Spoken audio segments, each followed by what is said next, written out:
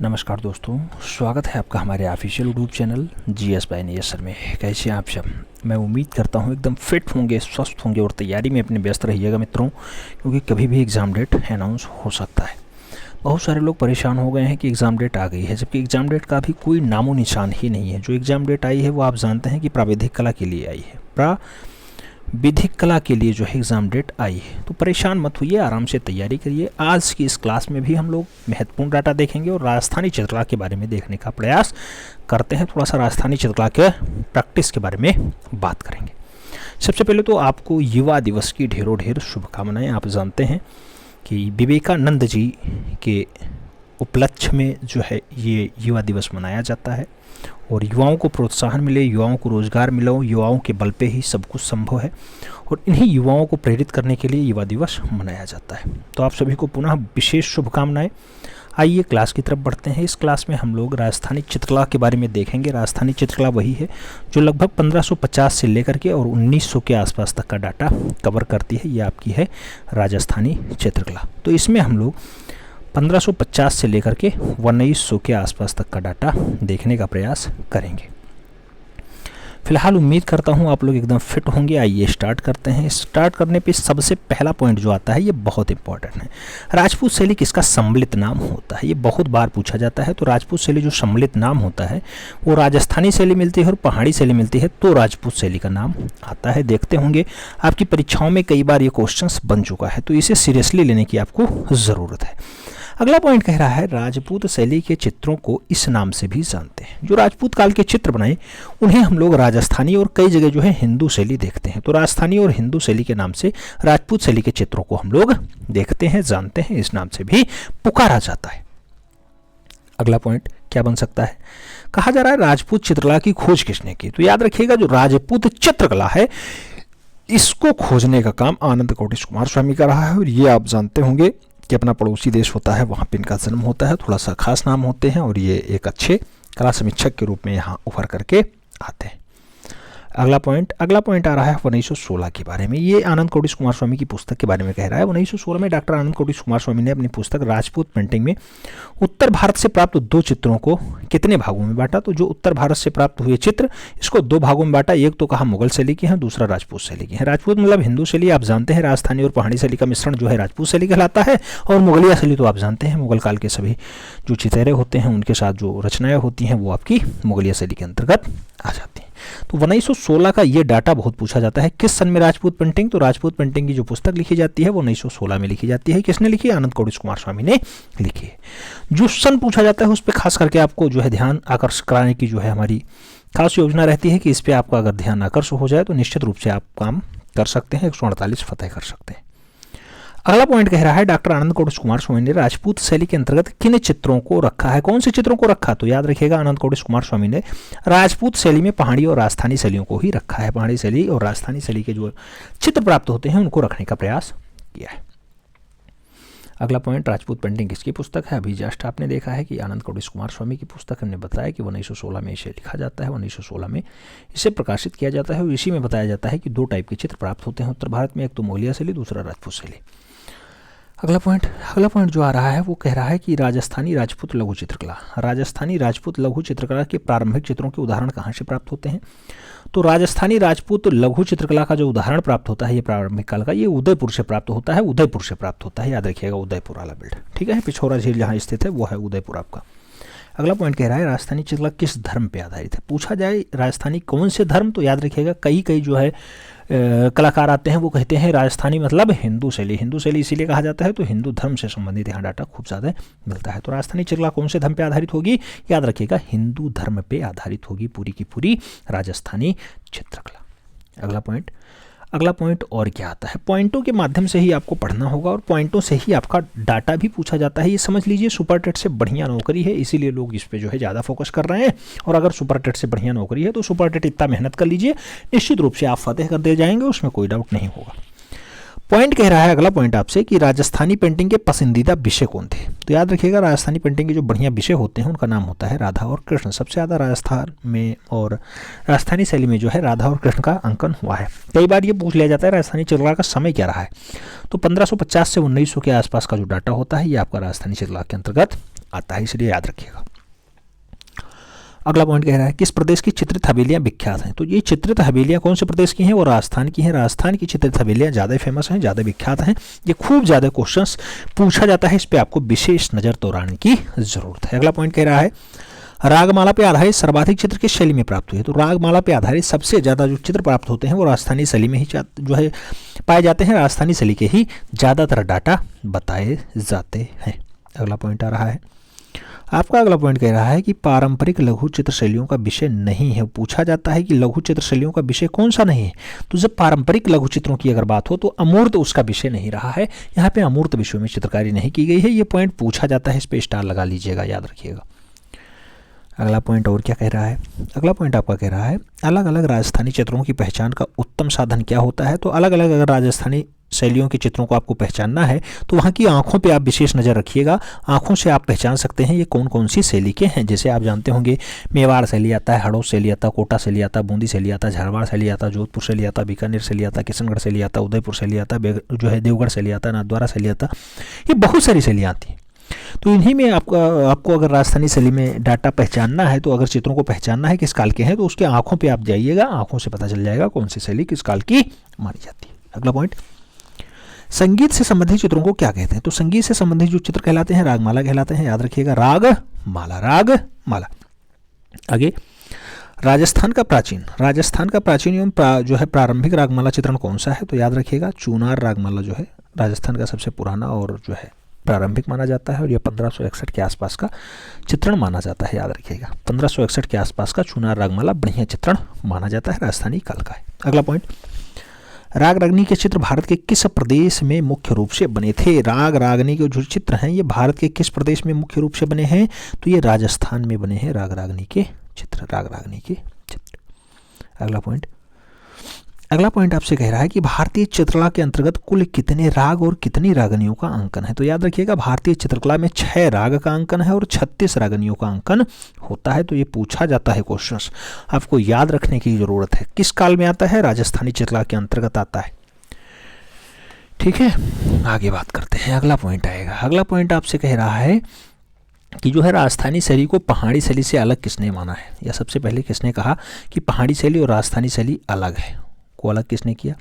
तो आनंद कोटिश कुमार स्वामी ने ही पहाड़ी शैली और राजस्थानी शैली को अलग अलग माना है। आप जानते हैं राजस्थानी और पहाड़ी के मिश्रण से राजपूत शैली बनती है, और राजपूत शैली कहने का जो काम होता है वो राजपूत शैली कहने का काम जो होता है वो आनंद कोटिश कुमार स्वामी का होता है। तो इस पर आपको विशेष नज़र दौड़ाने की जरूरत है, कंफ्यूजन नहीं होना चाहिए, बस इसी कंफ्यूजन को दूर करने के लिए आप मेहनत कर रहे हैं। अगला पॉइंट कह रहा है मुगल चित्रों से हिंदू चित्रों को भिन्न मानते हुए उन्होंने राजपूत शैली के रूप में सर्वप्रथम किसने प्रतिपादित किया था।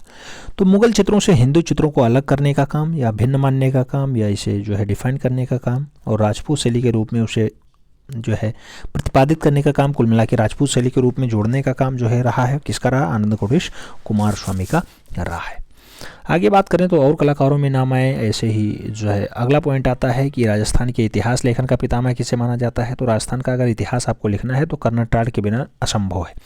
ब्रिटिश ईस्ट इंडिया कंपनी का एक अधिकारी होता है कर्नल टाड, उसने जो है राजस्थान के इतिहास को बखूबी लिखा है, बहुत अच्छे से लिखा है। तो कर्नल टाड का नाम अच्छे अक्षरों में लिखा आपको मिलेगा। अगला पॉइंट सर्वप्रथम राजस्थान शब्द का प्रयोग किसने किया। तो कर्नल टाड ही करेंगे, क्योंकि उन्होंने सबसे पहले राजस्थान का इतिहास लिखा, तो उन्हीं को जो है पहला शब्द भी माना जाएगा कि राजस्थान शब्द का प्रयोग भी उन्होंने किया। अगला पॉइंट 1832 ईस्वी में annuls and activities of Rajasthan, ये याद रखिएगा, central and western Rajput centres of India, ये दोनों पुस्तकें हैं, किसने लिखी है।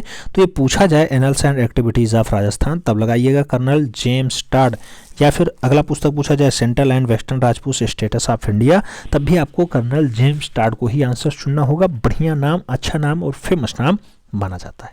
अगला पॉइंट अपभ्रंश शैली का पारिस्कृतिक तथा पारिमार्जिक रूप क्या होता है। अपभ्रंश शैली का पारिस्कृतिक और पारिमार्जिक रूप क्या है। तो याद रखिएगा राजस्थानी शैली इसका पारिस्कृतिक और पारिमार्जिक रूप माना जाता है। अपभ्रंश शैली का बढ़िया वाला रूप राजस्थानी शैली के अंतर्गत आ जाता है। अगला पॉइंट राजपूत शैली, राजपूत शैली के समकालीन कौन सी शैली रही है।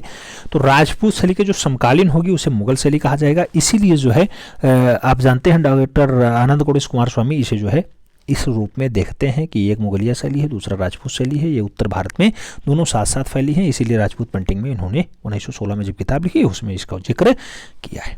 अगला पॉइंट राजस्थानी शैली मुख्यतः थी किस पे थी? लघु चित्र शैली यानी मिनिएचर पेंटिंग के आधार पे जो है राजस्थानी शैली मुख्य रूप से फेमस होती है। अगला पॉइंट क्या कह रहा है? अगला पॉइंट कह रहा है लघु चित्रों की सर्वप्रमुख विशेषता क्या है? लघु चित्रों की मुख्य विशेषता आपको क्या लग रहा है? तो याद रखिएगा अलंकारिकता है और कल्पना जो है कल्पनातीकता है या फिर कल्पनाकता है। अलंकारिकता और कल्पनानेकता भी जो है राजस्थानी शैली की प्रमुख विशेषताओं में से एक रहा है जो लघु चित्रों को डिनोट करती है। लघु चित्रण खूब ज़्यादा जहाँ हुए हैं वो है राजस्थानी चित्रकला और उसमें अलंकारिकता बहुत बढ़िया से और उसके साथ साथ कल्पनातीत को भी दर्शाने का प्रयास किया गया है। अगला पॉइंट कह रहा है राजस्थानी शैली का आरंभ हुआ था। राजस्थानी शैली का जो आरंभ होता है एक चश्मचेहरे से होता है। एक चश्मचेहरे की विशेषता यहाँ पे खूब बढ़िया से दिखाई देती है। राजस्थानी तथा पहाड़ी शैली चित्रों में मुख्य वर्ग से संबंधित रहा है। तो राजस्थानी और पहाड़ी शैलाकृतियाँ किस मुख्य वर्ग से संबंधित है? राजपूत से संबंधित है, इसीलिए इसका नाम राजपूत शैली भी होता है। और राजपूत शैली मतलब होता है, आप जानते हैं कौन सी शैली? राजस्थानी प्लस पहाड़ी। ठीक है। अगला पॉइंट जो आता है वो कह रहा है आपका बोस्टन संग्रहालय में सुरक्षित। बोस्टन संग्रहालय में सुरक्षित राजस्थानी कला के आरंभिक चित्र जो है बोस्टन प्रिमिटिज्म की विषय वस्तु आपको बताना है। बोस्टन संग्रहालय में सुरक्षित है राजस्थानी कला, उसका जो है विषय वस्तु क्या है? तो रागमाला है। रागमाला उसका प्रिय विषय वस्तु माना जाता है, याद रखिएगा। अगला पॉइंट कह रहा है राजस्थानी कला में प्रकृति चित्रण किस प्रकार का हुआ है? राजस्थानी चित्रकला में प्रकृति चित्रण कैसा है? तो अलंकारिक इसका जो है रचना माना जाता है। अलंकारिक चित्रण खूब ज़्यादा हुआ है राजस्थानी चित्रकला में। जो प्रकृति चित्रण हुआ है उसमें अलंकारिकता खूब कूट के भरी है, खूब अच्छे से दर्शाई गई। अगला पॉइंट आपका कह रहा है राजस्थानी चित्रों में किस पशु का अंकन सर्वाधिक हुआ है? सबसे ज़्यादा राजस्थानी काल में किसका अंकन? तो आप जानते हैं जब यहाँ पे कृष्ण और कृष्ण के साथ साथ राधा का चित्रण ज़्यादा हुआ है, तो यहाँ पे कृष्ण राधा के साथ आप जानते होंगे गाय एक प्रिय वस्तु मानी जाती है। भगवान श्री कृष्ण के साथ हरदम गाय का साक्ष्य मिलता है, तो गाय ही सबसे बढ़िया यहाँ पे माना जाएगा। गाय का जो है अंकन सबसे ज़्यादा हुआ है। अगला पॉइंट कह रहा है मांडू। मांडू मध्य प्रदेश में है। कौन सी पांडुलिपि चित्रित की गई थी? तो मांडू में कौन सी? निमातनामा का जो चित्रांकन है वो मांडू में हुआ है। मांडू मध्य प्रदेश में स्थित है। ये भी क्वेश्चन से एक बार बन चुका है। मांडू कहाँ स्थित है? मध्य प्रदेश लगाइएगा। निमातनामा का चित्रण मूल रूप से कौन सी पांडुलिपि चित्रित की गई? निमातनामा। अगला पॉइंट जो आ रहा है कह रहा है मालवा में चोर पंचायत का चित्रण किसके संरक्षण में माना जाता है? मालवा का जो चोर पंचायत है इसका चित्रण किसके संरक्षण में? बाज बहादुर यहाँ संरक्षण देते हैं जब चोर पंचायत का चित्रण मालवा वाले बेल्ट में होता है। आगे बात करते हैं। अगला पॉइंट आता है राजस्थानी पुस्तक चित्र किस विषय में सर्वाधिक चित्रित हैं? तो याद रखिएगा राजस्थानी की जो पुस्तकें हैं वो रागमाला पे ज़्यादातर चित्रित हैं, उसका विषय रागमाला ही रहा है। अगला पॉइंट आपका कह रहा है कि रसिक प्रिया का सर्वप्रथम चित्रण किस स्थान पे हुआ है? रसिक प्रिया का जो बढ़िया वाला चित्रण है वो बुंदेलखंड उत्तर प्रदेश वाले बेल्ट में हुआ है। बढ़िया से उत्तर प्रदेश और मध्य प्रदेश का जो है सटा हुआ बेल्ट होता है ये बुंदेलखंड, तो उसमें रसिक प्रिया का सबसे बढ़िया चित्रण माना जाता है। आगे बात करते हैं और पॉइंटें क्या क्या आती हैं। तो उसमें कहा जाता है राजस्थानी शैली के व्यक्ति चित्रों में किस प्रकार की दृष्टि मुख्य रूप से अपनाई जाती है? जब आप राजस्थानी शैली के व्यक्ति चित्रों की बात होगी तो उसमें जो दृष्टि अपनाई जाएगी वो भावात्मक आएगी, उसके साथ साथ काव्यात्मक भी आ जाती है। तो कभी कभी भावात्मक कभी कभी काव्यात्मक रूप का जो है आपका समन्वय दिखाई देता है आपके राजस्थानी शैली के व्यक्ति चित्रों में, यानी सभी में। अगला पॉइंट आपका कह रहा है राजस्थान से प्राप्त एक चित्र की नायिका कुएं से पानी भर करके एक पुरुष को पिला रही है। वह पुरुष कौन सा था? याद रखिएगा वह पुरुष जो है सिपाही और महिला पानी पिला रही है। दृश्य कहाँ दर्शाया गया है? याद रखिएगा राजस्थानी चित्रकला का बढ़िया नमूना माना जाता है। अगला पॉइंट राजस्थानी शैली में कृष्ण की किन लीलाओं का वर्णन अधिक हुआ है? तो कृष्ण की रास लीलाओं को बढ़िया से दर्शाने का प्रयास जो है वो कहाँ किया गया? राजस्थानी शैली में बढ़िया से किया गया है। रास लीलाओं का अंकन, रास लीलाओं को दर्शाने का प्रयास बढ़िया से हुआ है। अगला पॉइंट कह रहा है राजस्थानी लघु चित्रों में नायक नायिका को किस रूप में दर्शाया गया? राजस्थानी लघु चित्रों में नायक नायिका को राधा कृष्ण के रूप में दर्शाया गया। राधा कृष्ण के रूप में दर्शाया जाता है। अगला पॉइंट आता है नायिका के कितने भेद हैं? नायिका के कितने भेद हैं आपको बताना है। वात्स्यायनकृत कामसूत्र के आधार पर नायिका के 3 भेद माने जाते हैं। 3 भेद कौन कौन से हैं? एक तो नायिका स्वकीय होती है, दूसरा परिक्रिया होती है और तीसरा सामान्य होती है। तो सामान्य, स्वकीय और परिक्रिया ये तीनों टाइप की महिलाएं होती हैं जिन्हें नायिका का रूप दिया गया है। और नायिका कितने? तो कामसूत्र में 3 प्रकार की नायिकाओं का उल्लेख किया जाता है वात्स्यायन के द्वारा। आगे बात करते हैं।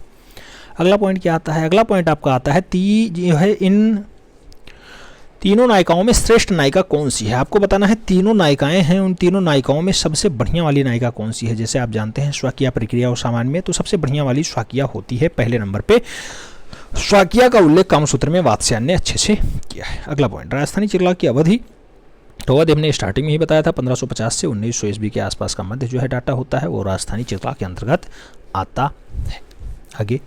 आगे और कौन सा पॉइंट आता है? आगे आपका जो पॉइंट आता है उसमें कहा गया राजस्थानी चित्रकला का आरंभिक स्वरूप किस शैली के जो है शैली से प्रभावित था। तो राजस्थानी चित्रकला का जो आरंभिक स्वरूप होगा वो स्वरूप कैसा होगा? अपभ्रंश शैली जैसा होगा, अपभ्रंश शैली जैसा दिखाई दे रहा होगा। अगला राजस्थानी चित्रण विधि थी। राजस्थानी की जो चित्रण विधि होती है उसे टेम्परा माध्यम में देखा जाता है। टेम्परा माध्यम इसकी चित्रण विधि रही है। राजस्थानी की चित्रण विधि क्या? Tempera tempera tempera. फड़ का संबंध किससे है? राजस्थानी लोक कला से संबंधित है। फड़ का संबंध याद रखिएगा, राजस्थानी की लोक कला से संबंध रखता है फड़। अगला पॉइंट और क्या आएगा? अगला पॉइंट आता है फड़ चित्रों के लिए राजस्थान का प्रसिद्ध स्थल कौन सा है? जहां पे फड़ का ज्यादा संबंध हो, राजस्थानी लोक कला कहाँ ज्यादा बनाई गई है? तो भीलवाड़ा वाले स्थान पे फड़ का चित्रण खूब ज्यादा दिखाई देता है, भीलवाड़ा में। ठीक है, आगे बात करते हैं। आगे अगला पॉइंट आता है अंतर्राष्ट्रीय फड़ चित्रकार।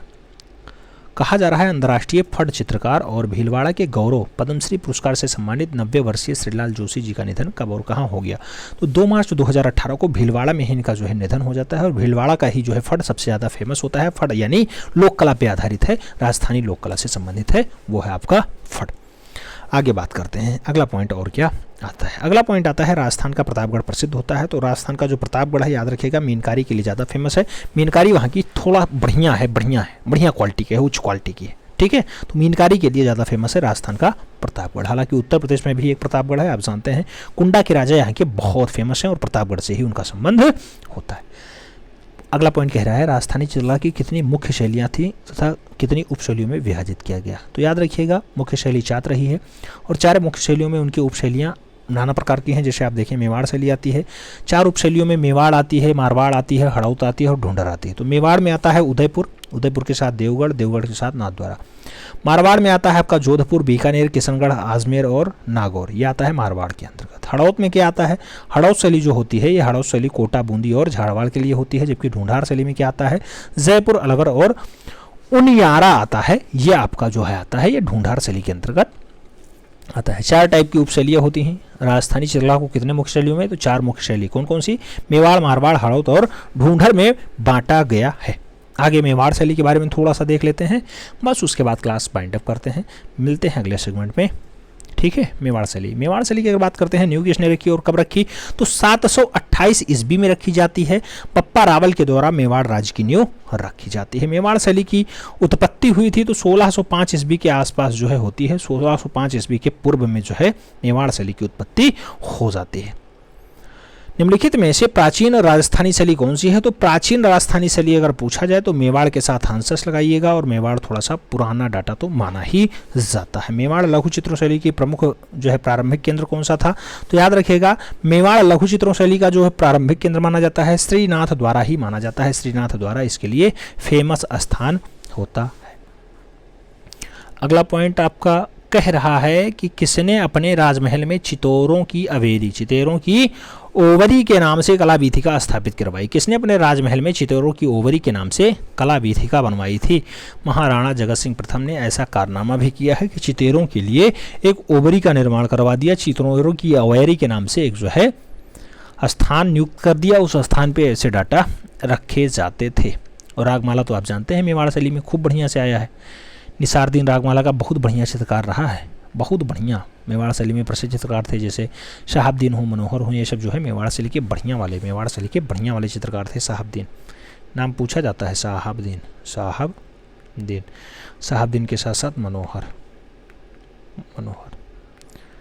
तो नाम तो खूब लंबे आ सकते हैं और सुपरफास्ट रिवीजन में भी देख सकते हैं। हालांकि इसको हमने पढ़ रखा है, बढ़िया से पढ़ा है। बूंदी शैली आप जानते होंगे 1342 के आसपास राजा देवराव।